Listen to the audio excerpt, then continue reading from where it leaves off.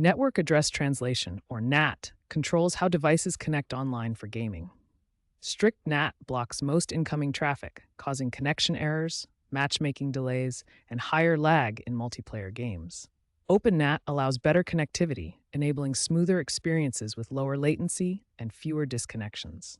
T-Mobile uses carrier-grade NAT or CGNAT to manage internet connections efficiently. This assigns shared public IP addresses to many users, which often results in a strict NAT type for gamers, limiting direct connections and affecting online play. While workarounds exist to bypass these restrictions, the long-term solution lies in modern technologies. 5G and IPv6 provide better handling of connections, but IPv4 remains dominant in gaming today.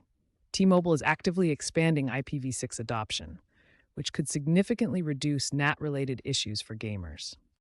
Now let's explore the practical methods you can use to achieve Open NAT on T-Mobile Wi-Fi networks. Since direct carrier controls are limited, here's how to get Open NAT on T-Mobile Wi-Fi.